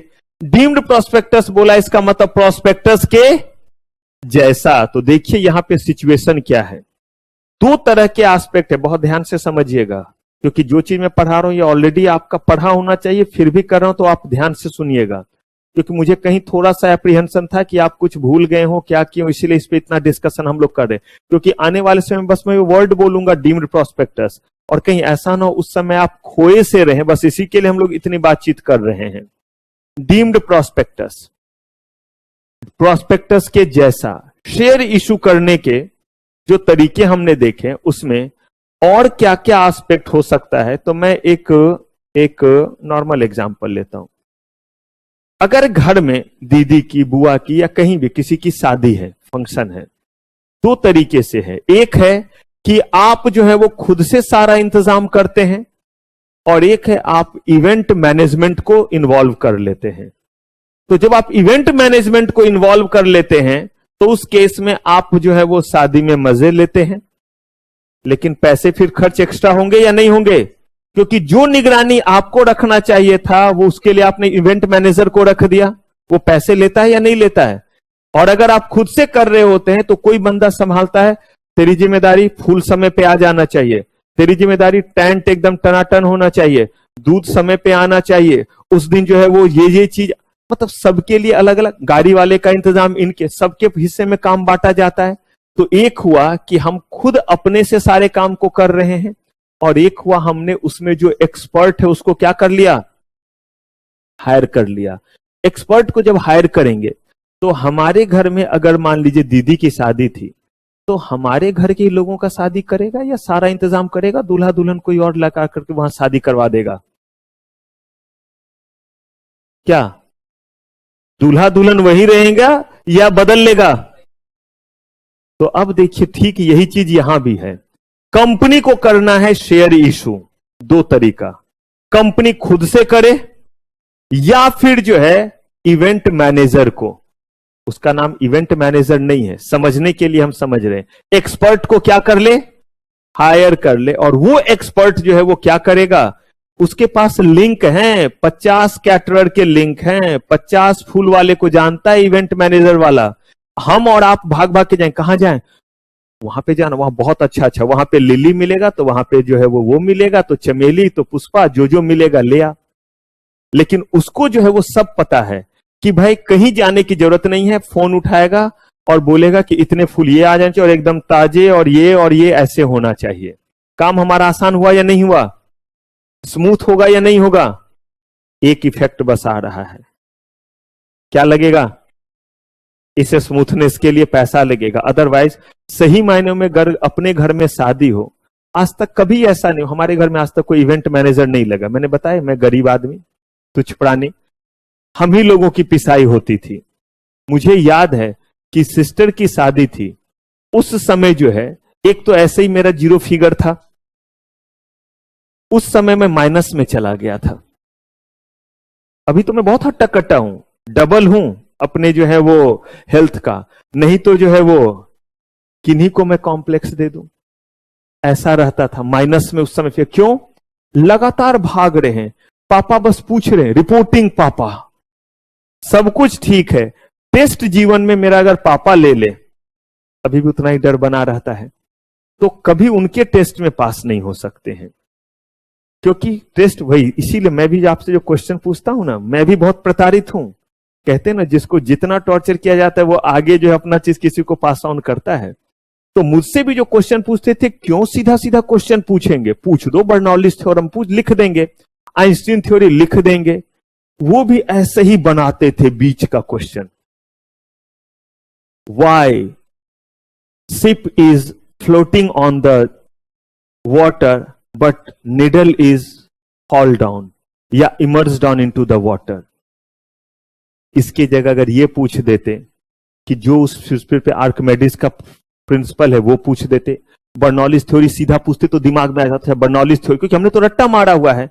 ये जो है अलग अलग तरह से कैपिलरी का फॉर्मेशन, तो किसी भी चीज के लिए जहां जो होता था, अब कैसे पूछते थे कि पाइप जो है वो एक एंड पे लगाते हैं, पानी दूसरे एंड पे क्यों पहुंच जाता है? पता है, बर्नौलिस का थ्योरम है, कैपिलरी का फॉर्मेशन जो होता है, कैपिलरी से जो है वो चीज पहुंच, पौधे में जो है वो कैसे जो है वो पानी हर जगह पहुंचता है, हर डाल पे।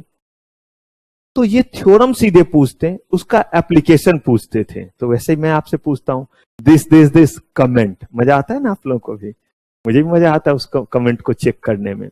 तो अब यहां पे जो है इवेंट मैनेजर जो है वो अगर है तो क्या करेगा, हमसे काम आसान कर देगा, एक्सपर्ट होता है, चीजें स्मूथ कर देगा, बस पैसे लगेंगे। पब्लिक इशू करने के लिए कंपनी ने जो है वो क्या किया, एक्सपर्ट को हायर किया। कंपनी खुद से नहीं कर रही है बल्कि एक्सपर्ट को हायर किया, उसको बोलते हैं इशू हाउस।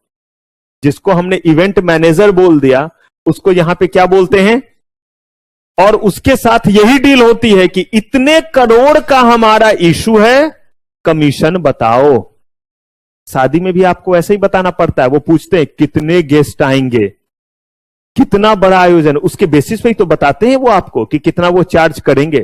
तो आपने उनको जो है वो हायर कर लिया, किनको हाउस हायर कर लिया? यानी कि इशू हाउस को। अब हम लोग जा रहे हैं क्या करने के लिए, पब्लिक इशू करने के लिए। खुद से कंपनी नहीं करके किसको बुलाई?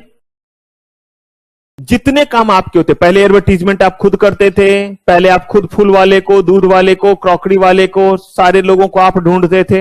यही काम तो पब्लिक इशू में होना है, एडवर्टीजमेंट होगा, ऑफर डॉक्यूमेंट बनेगा, ये सारा काम होगा या नहीं होगा? काम तो सारा ही होना है, बस आपकी जगह उसे करने वाला जो है वो कौन है?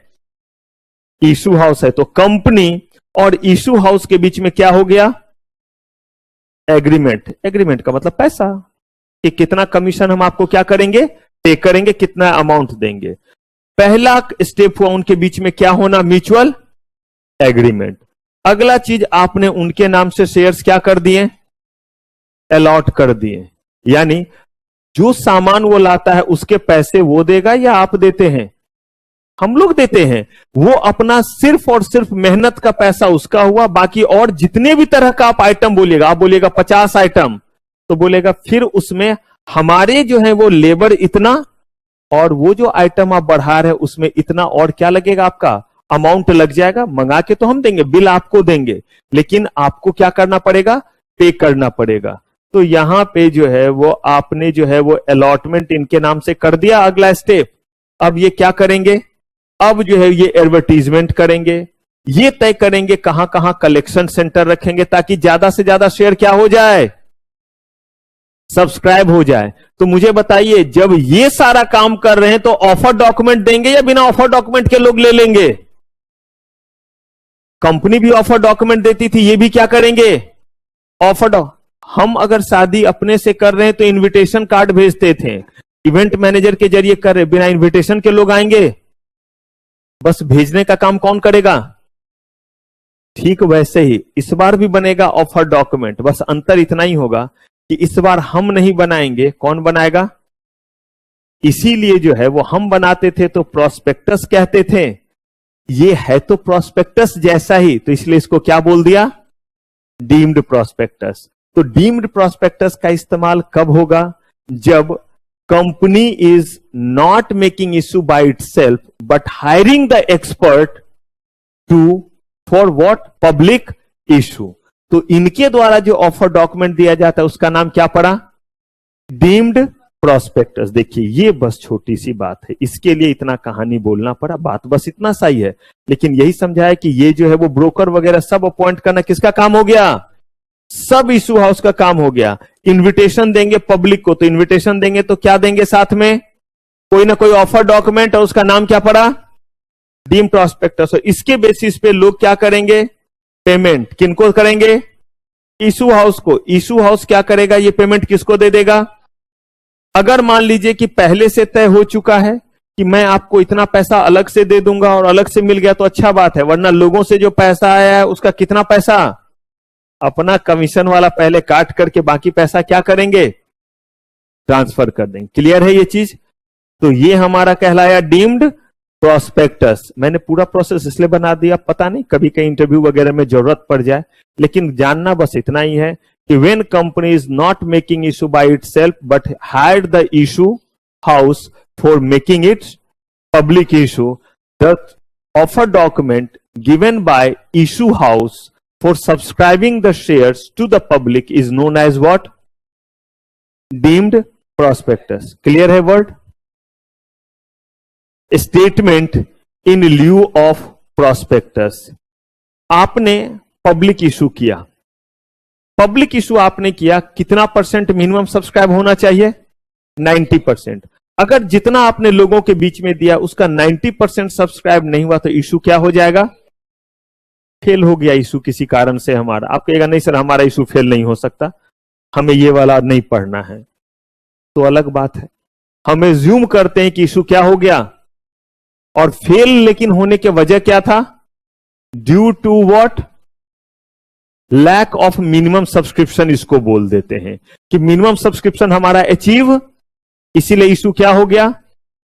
और इशू फेल होने का वजह था मिनिमम सब्सक्रिप्शन का अचीव, और मिनिमम सब्सक्रिप्शन का अचीव होने का मतलब, नहीं होने का मतलब है कि 90% शेयर भी तक लोगों ने।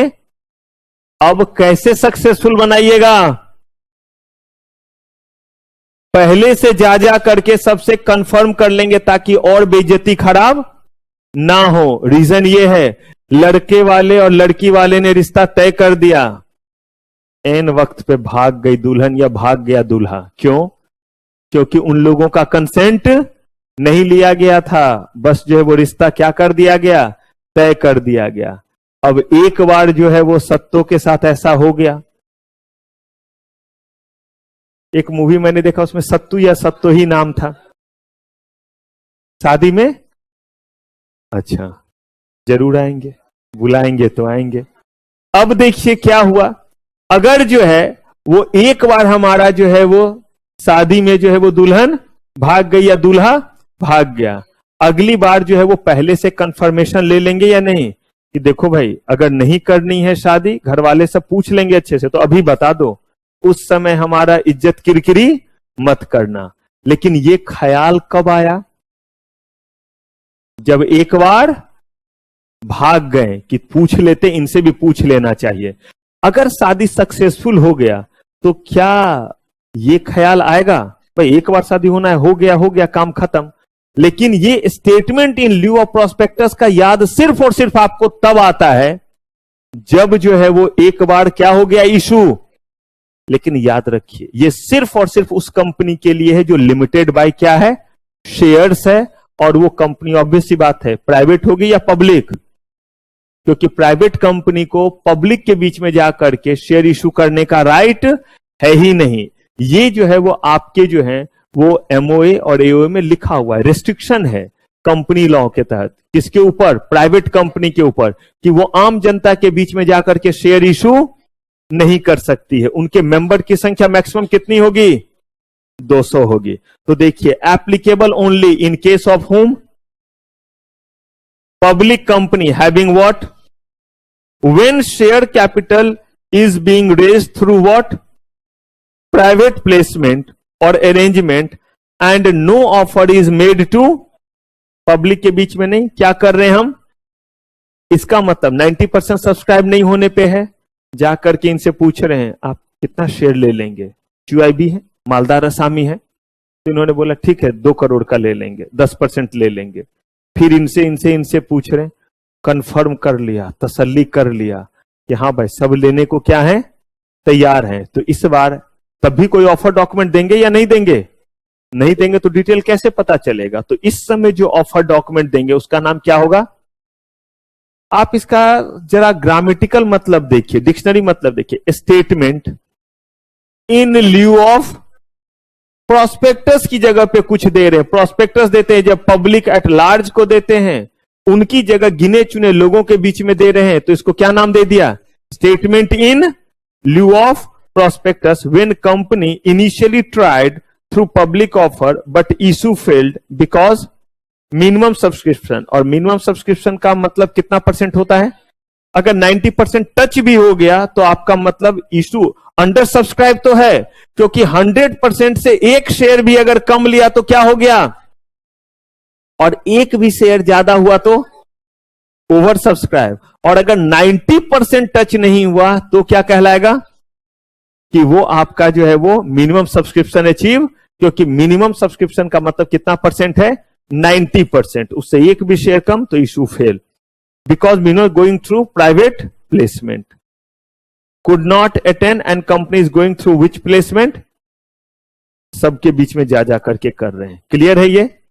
अब बात आती है कि इसका इस्तेमाल कब होगा, वो तो देख लिया। कंटेंट क्या होगा? Same as what? तो फिर बहुत बड़ा हो जाएगा, तो क्या देंगे? Abridged statement in lieu of prospectus. हाँ जी, क्या पूछ रहे थे बताइए,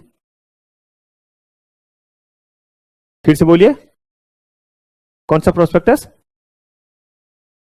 नहीं सुन।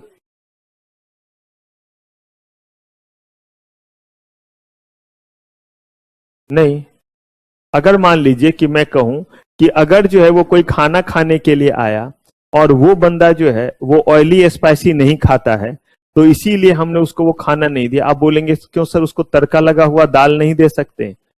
इस दिक्कत ही था कि जब हम वो देते थे तो उसका नाम क्या था? पहले सबसे पहले याद कीजिए, क्वेश्चन जरूर पूछिए लेकिन मुझे लॉजिक चाहिए हमेशा।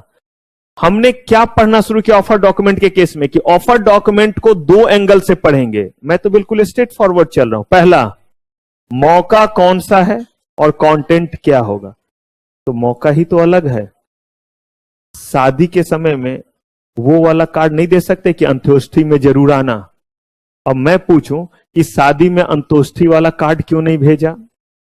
तो जवाब आप सोचिए, क्या इसमें हम प्रोस्पेक्टस देंगे? नहीं, हमने जगह ही बनाया कि इस जगह पे क्या देंगे, कुछ और देंगे। क्लियर है? आइए अब जरा यहां आते हैं।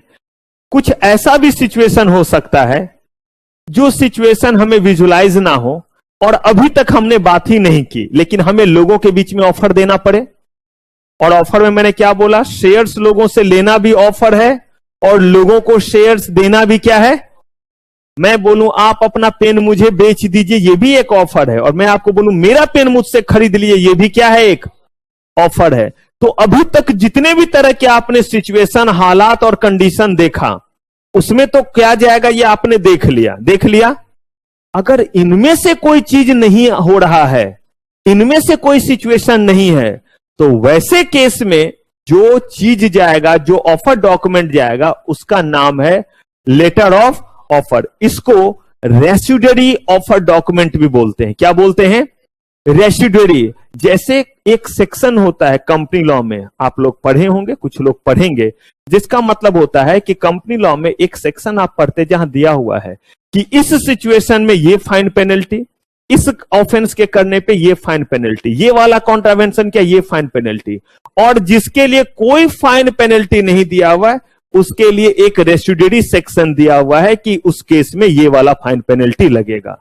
ठीक वैसे ही यहां पे है कि लेटर ऑफ ऑफर के केस में क्या कहते हैं, लेटर ऑफ ऑफर के केस में कहते हैं कि अगर इनमें से कोई जगह नहीं मिला, ना वहां प्रोस्पेक्टस जा सकता है, ना एब्रिज प्रोस्पेक्टस, ना statement in lieu of prospectus, ऐसा कोई अगर जगह है तो वहां क्या जाएगा।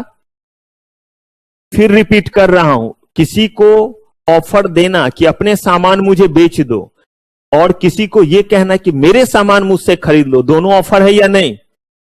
तो अब थोड़ा अलर्ट हो जाइए, वो महान आत्मा जिन्होंने स्टॉक एक्सचेंज पढ़ लिया है। जब हमने स्टॉक एक्सचेंज पढ़ा था तो वहां पे हमने लोगों को ऑफर दिया था, और वो ऑफर किस केस में दिया था बताइए अंकित। वॉलंटरी डिलिस्टिंग विथ क्या ऑफर दिया था लोगों को कि अपने शेयर्स दे दो और बदले में क्या ले लो। रुकिएगा जरा, ऑफर दिया लोगों को, हाँ या ना। प्रोस्पेक्टस देंगे, सही सही बोले वरना मैं नहीं पढ़ाऊंगा। प्रोस्पेक्टस देंगे, कंफ्यूजन क्यों है भाई। प्रोस्पेक्टस का इस्तेमाल करते जब हम फिक्स प्राइस इशू में लोगों को कहते और हमारे शेयर खरीद लो, तो क्या वही सिचुएशन है? नहीं, इसका मतलब प्रोस्पेक्टस नाम का ऑफर डॉक्यूमेंट जाएगा, एवरेज प्रोस्पेक्टस जाएगा, क्योंकि वो तो उसी का सगा भाई है या छोटा भाई है, जो कह दीजिए। रेड हेरिंग प्रोस्पेक्टस जाएगा, एवरेज रेड हेरिंग जाएगा, सेल्फ प्रोस्पेक्टस जाएगा। सबका प्रजाति तो आपको पता है सेल्फ प्रोस्पेक्टस का इस्तेमाल कब कर, जब मल्टीपल इशू लाते हैं। तो क्या हम इशू ला रहे हैं या लोगों को ऑफर दे रहे हैं कि अपनी चीज हमें दे दो? अच्छा, self statement in lieu of prospectus, deemed prospectus, अगर कुछ नहीं तो ऑफर दे रहे हैं या नहीं दे रहे हैं। और सेबी ने बोला ऑफर बिना ऑफर डॉक्यूमेंट के, तो इसका मतलब हम तो जो है वो ऑफेंस कर रहे हैं या हम तो फंस गए। अब हम क्या करें? इसी बुरे दिन के लिए ये वाला रखा गया जिसका नाम क्या है, लेटर ऑफ। तो इस केस में जो हम ऑफर डॉक्यूमेंट देंगे उसका नाम क्या होगा, लेटर ऑफ ऑफर। और याद कीजिए मैंने आपको बोला भी था कि अभी इसका नाम बोल रहा हूं लेटर ऑफ ऑफर, लेकिन ये है एक ऑफर डॉक्यूमेंट, और इसको बताऊंगा उस दिन जिस दिन आईसीडीआर रेगुलेशन पढ़ाऊंगा। तो ये वही शुभ दिन है जिस दिन हम इसको उस चीज से क्या करेंगे, कोरिलेट करेंगे। तो देखिए आप खुद यहां पे लिखा हुआ है एग्जाम्पल में भी कि डिलिस्टिंग में इसका हम इस्तेमाल करेंगे। राइट इशू ना आपको पढ़ाया है, जब पढ़ाऊंगा तब आप देखिएगा। हालांकि ये आप ऑलरेडी कंपनी नॉर्म पढ़े, लेकिन फिर भी मैं थोड़ा सा बताऊंगा। बाय बैक कंपनी नॉर्म में आप पढ़े, लेकिन मैं यहां पे खूब बताऊंगा और बहुत बताऊंगा जब गलती से हम लोग मिलेंगे प्रोफेशनल में, क्योंकि वहां पे भी बायबैक दिया हुआ है कॉर्पोरेट रीस्ट्रक्चरिंग में। तो वहां भी हम लोग इसके बारे में बात करेंगे कि यहां भी कौन सा ऑफर डॉक्यूमेंट जाएगा, लेटर ऑफ ऑफर। तो देखिए यही लिखा हुआ, it can be used at any place. इसका मतलब ये नहीं, एनी प्लेस बोला तो इसका मतलब पब्लिक इशू में नहीं। In any offer for which what, जहां के लिए कोई स्पेसिफिक ऑफर डॉक्यूमेंट नहीं है उस जगह पे क्या देंगे, लेटर ऑफ ऑफर दे सकते हैं। क्लियर है? अब देखिए, हमने कहा कि कंपनी को जब जब पैसे की क्या होगी, जरूरत होगी, तो कंपनी क्या करेगी, पब्लिक इशू लाएगी, पब्लिक ऑफर लाएगी। और पब्लिक ऑफर लाने के बारे में जब जब सोचेगी, वर्ड पे जरा ध्यान दीजिएगा। आप लोग सीएस की तैयारी कर रहे हैं, जनरल नॉलेज नहीं, आपको बहुत डीप में पढ़ना है चीजों को। आपके नहीं चाहने से सिलेबस छोटा नहीं होगा, ना ही कम होगा। आपको उसी लेवल का चीज समझना पड़ेगा अगर सीएस करके कुछ बनना है तो ध्यान से समझिएगा। जब जब आपको पैसे की जरूरत है कंपनी को, कंपनी पब्लिक के बीच में आकर के अगर पब्लिक ऑफर करना चाहती है, तो उस केस में हर बार उसे चेक करना पड़ेगा कि क्या उसका कैपिटल स्ट्रक्चर उसे इस बात की इजाजत देता है। इस बार वाला तो कर लिया, फिर अगली बार आ रहे, हो सकता है अगली बार ऑथराइज कैपिटल सपोर्ट ना करे, क्योंकि हमारा ऑथराइज कैपिटल 10 करोड़ है, हमने इस बार तो कर लिया 9 करोड़ का, अब 10 करोड़ का और इशू लाना चाहते हैं। तो मुझे बताइए इस बार चेक कीजिएगा या नहीं ऑथराइज कैपिटल को? इस बार भी चेक करना पड़ेगा। पिछले बार जो लाया था उसका नाम पब्लिक ऑफर था, फिर लोगों के बीच में आ रहे हैं, देख लीजिए पब्लिक ऑफर ही ला रहे हैं ना या कुछ और, कर लिया वो भी। इसके बाद कह रहे हैं कि अगर आप पब्लिक के बीच में पहले आ चुके थे, इस बार अब आ रहे। अब चेक कीजिए, इस बीच में कहीं आपके प्रमोटर ने गुल तो नहीं खिला दिया? एक साल पहले सब सही था, इस एक साल के बीच में आपके 3 डायरेक्टर अरेस्ट हुए हैं, इन्फोर्समेंट डायरेक्टरेट पकड़ करके ले गए हैं, कुटाई हो रही है, उनकी खातिरदारी हो रही है, वो जेल में है। मुझे बताइए, पिछली बार तो कर लिया था, इस बार कर पाएंगे? तो इसका मतलब इस बार भी चेक करेंगे डिबारमेंट वाला क्लॉज या नहीं। यहां तक हो गया, सब कुछ ठीक है। तो अब जो है वो पब्लिक के बीच में जाना है। पिछली बार ऑफर डॉक्यूमेंट दिया था, इस बार देंगे या नहीं? पिछली बार जो दिया था जरूरी है वही ऑफर डॉक्यूमेंट जाएगा? हो सकता है पिछली बार फिक्स प्राइस इशू लाए थे, इस बार हम शायद बुक बिल्डिंग से जा रहे हैं। पिछले बार हमने एक साल में मल्टीपल नहीं सोचा था, हम बैंक फाइनेंस, इस बार सोच रहे हैं क्या करेंगे, एक साल में मल्टीपल लाएंगे। तो आप देख लीजिए ना कि कौन सा आप ऑफर लाने जा रहे हैं, उसके अकॉर्डिंग क्या दीजिएगा, ऑफर डॉक्यूमेंट दीजिएगा। तब जब इतना कुछ हो गया तो कंपनी ने सेबी से बोला मतलब अब हम इशू कर सकते हैं ना? तो सेबी ने भी इस बार बोला रुको जरा, सब्र करो। कहा ये सब जो मैंने आपको बताया है ये सब तो अभी इनिशियल कंडीशन था, अभी तो पार्टी शुरू हुई है, ये तो स्टार्टर दिया, मेन कोर्स स्टार्ट कहां हुआ है? तो बोला मेन कोर्स क्या है? तो बोला कि मेन कोर्स जो है वो हमने सजा करके रखा है और वो हम आपको देंगे शाम में 6 बजे। कहा कि शाम को बदल दीजिए। उन्होंने कहा रेगुलेशन 6 में हमने मेन कोर्स के बारे में बताया है कि किस किस एलिजिबिलिटी को आपको क्या करना है, पूरा करना है। तो कहा ये किसके लिए है? तो कहा कि जो पहली बार इशू ला रहे हैं उनके लिए। बोला उनके लिए भी एलिजिबिलिटी क्राइटेरिया है। और कहा जो पहले से इशू लाए हुए हैं, कहा उनके लिए भी है। जो पहले से इशू किए हुए उनके लिए थोड़े एलिजिबिलिटी क्या होंगे, कम होंगे, क्योंकि हमने पहले से ही इनको क्या कर लिया है, चेक कर लिया है। और जिस दिन से ये पहली बार लिस्ट हो गए उस दिन से लगातार हमारे रेडिएशन में है या नहीं है। लेकिन जो कंपनी आज पहली बार आ रही है, सेबी का तो उस पर नजर तभी पड़ेगा जब कंपनी क्या होगी, लिस्टेड होगी। तो ये कंपनी तो आज पहली बार आ रही है, उसके ऊपर एलिजिबिलिटी थोड़ा सा क्या रहेगा, ज्यादा रहेगा। जैसे मैं बार बार बोलता हूं, नए बच्चे ध्यान से सुनेंगे।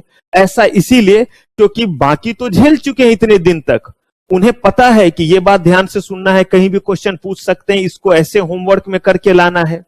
यही आप सारे लोग जब मिलेंगे प्रोफेशनल में, तो क्या मुझे वहां भी बताना पड़ेगा कि ध्यान रखिएगा, फोन बैग में रख लीजिए, ये करना, ये सब अनाउंसमेंट करना पड़ेगा? नहीं करना पड़ेगा। उस समय जो है वो आप इन चीजों को ऑलरेडी क्या कर चुके हैं, फुलफिल कर चुके हैं। लेकिन कुछ हो सकता है उस समय प्रोफेशनल लेवल पे एक अगला स्टेप जो है वो कंप्लायंस की जरूरत होगी, वो सिर्फ आपको क्या करना रहेगा, पूरा करना। तो अब सेबी ने कहा कि ये सब कर लिए, ये सब चीज फुलफिल है? बोला हाँ।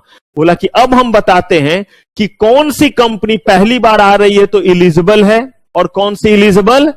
और इसमें उन्होंने कहा कि आपके पास कुछ फिक्स्ड एसेट भी होना चाहिए, ये नहीं कि पब्लिक के बीच में, इसको बोलते हैं इशू बबल, पब्लिक इशू का बबल बोलते हैं, कि आज के समय में बहुत ज्यादा लोग पब्लिक इशू करना चाहते हैं क्योंकि दौड़ चल रहा है। कहीं ऐसा ना हो उसमें कोई ऐसा कंपनी आ जाए जो कंपनी उस लायक नहीं है। तो ये इनिशियल एलिजिबिलिटी को चेक करेंगे, उसके बाद ही आपको इजाजत देंगे। तो अब हमें देखना है कि क्या है एलिजिबिलिटी क्राइटेरिया अगर कोई कंपनी पहली बार क्या ला रही है, इशू ला रही है तो, और क्या है एलिजिबिलिटी क्राइटेरिया अगर वो पहले बार के बाद यानी कि सब्सिक्वेंट टाइम पे आ रही है तो क्या एलिजिबिलिटी क्राइटेरिया रहेगा। और अगर वो इन क्राइटेरिया को फुलफिल नहीं कर पाएंगे तो क्या कोई अल्टरनेट रूट हम देंगे, और अगर वो देंगे तो वो अल्टरनेट रूट कैसा रहेगा, किनके बीच में कितने शेयर्स दिए जाएंगे। ये जो पैसे कंपनी के पास आती है, ऐसा ना हो कि कंपनी के सारे डायरेक्टर प्रमोटर इसको लेकर के मॉरिशस, ओक्लाहोमा, टोरंटो में जाकर के जो है वो ऐश कर रहे हो और लोगों को प्रॉफिट ही ना हो रहा। पॉसिबल, क्योंकि कंपनी को जब प्रॉफिट होगा तभी तो डिविडेंड डिक्लेयर होगा। उन सारे चीजों के लिए इन्होंने प्रमोटर्स का कंट्रीब्यूशन जैसा चीज रखा है और उनके चीजों को लॉक भी किया है। तो ये सारा चीज हम लोग देखेंगे नेक्स्ट एपिसोड में। ध्यान से सुनिएगा। आज की सारी सेवा समाप्त आपके लिए, किन बच्चों के लिए, जो सिर्फ और सिर्फ मॉड। जब भी मैं ऐसा बोलूं ये नहीं कि आराम से निकल लेंगे कि सर ने बोला सारी सेवा समाप्त मतलब सबके लिए। तो सिर्फ और सिर्फ किसके लिए ये मैं बोलता हूं, मॉड 2 मॉड 1 का चलेगा।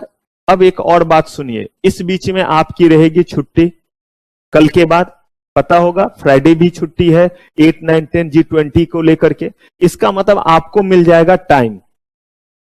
तो सारा का सारा पिछला चीज, जो नए बच्चे हैं वो लिखने वाला सारा काम इन चीजों का कर लेंगे, और जो पहले से कर रहे हैं वो तो एकदम तैयार रहे दिसंबर अटेम्प्ट के लिए। जो भी है कि जितना भी पिछला है वो सब क्या कर लीजिए, रिवाइज कीजिए, ताकि जहां भी जरूरत हो आप मुझसे क्या कर सकें, पूछ सके। जहां भी कॉन्सेप्ट में इतना सा भी लगता है कि थोड़ा क्लैरिटी कम है, वो क्या कर लीजिए, पूछ लीजिए। लेकिन प्लीज पूछने के लिए आइए, तो मुझे भी लगे कि मैं सीएस के बच्चे से बात कर रहा हूं, ऐसा मुझे भी बस फील होने दीजिए। मैं बताने को हर चीज तैयार हूं, लेकिन लगे कि आपने पहले चीज को क्या किया है, पढ़ लिया है, और आपको नहीं समझ में आया तो बिंदास आइए। चलिए, तो आज की सेवा समाप्त। थैंक यू वेरी मच, आपका बहुत बहुत धन्यवाद।